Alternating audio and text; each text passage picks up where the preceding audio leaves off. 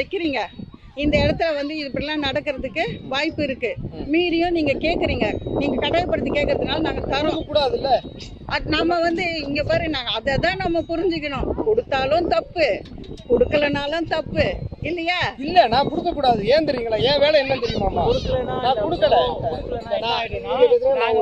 கொடுக்கலன்னா நாங்க வந்து அவங்க வர்றது வந்து பிடிக்காம வந்து பர்மிஷன் கொடுக்கலன்ற மாதிரி ஆயிடும். நான் யாருமே தப்பு சொல்ல, இது எல்லாரும் நானும் தப்பு சொல்ல, எல்லாருமே வந்து நானும் தப்பு சொல்லல. ஏன் வேலை என்னன்னா, அந்த 1000 பேர் கூடும்போது அங்க எந்த அசம்பாவிதம் நடந்துடக்கூடாதுங்கிறத பாக்குறது தான் ஏன் வேலை.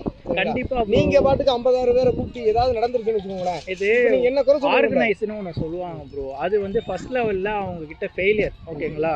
அது அவங்களுமே அக்செப்ட் பண்ணிக்கிட்டாங்கன்னு வச்சுக்கோங்களேன். ஆர்கனைஸ் வந்து கரெக்டா பண்ணியிருந்தாங்கன்னா இதுக்கான சரின்னு சொல்லணும். இல்ல நான் உங்களுமே சொல்ல, நானும் டிஎம்கே தான். நான் இவங்களையும் கரெக்டுன்னு சொல்ல, அவங்களையும் தப்புன்னு சொல்ல. நான் பொதுவா சொல்றேன், இவங்க கொடுத்ததால ஆயிடுச்சு, இல்ல அவங்களுக்கு போனதால ஆச்சுன்னு கிடையாது. இதுக்கு மேல நடக்காம இருக்கிறதுக்கு இவங்க என்ன ஆக்ஷன் எடுக்கணுமோ அதுதான் வந்து கரெக்டா பாத்துக்கணும். இதுல ஆனதுக்கு அப்புறமா டிபேட் வச்சு போடக்கூடாது.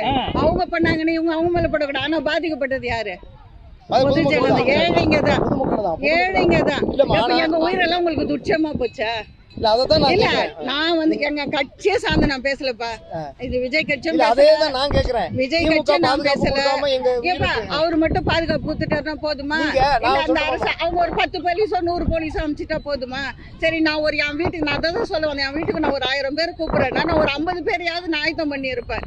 எப்ப இந்த மாதிரி நம்ம வீட்டுக்கு 1000 பேர் வராங்க, நீங்க ஒரு 50 பேரு இங்க நில்லுங்க, என்னென்ன பண்ணுறாங்க, யார் என்ன பண்றாங்க, எவங்க பண்றாங்க பாருன்னு கண்டிப்பா நான் செஞ்சிருப்பேன். ஒரு 100 பேரையாவது நான் வச்சிருப்பேன்.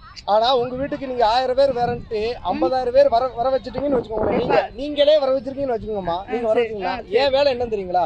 அந்த 50,000 பேர் வந்தோடனே உங்க வீட்டுக்கு வர விடாம தடுக்கிறது தான் உளவுத்துறையும் காவல்துறையும் தமிழக அரசோட முழு வேலையே.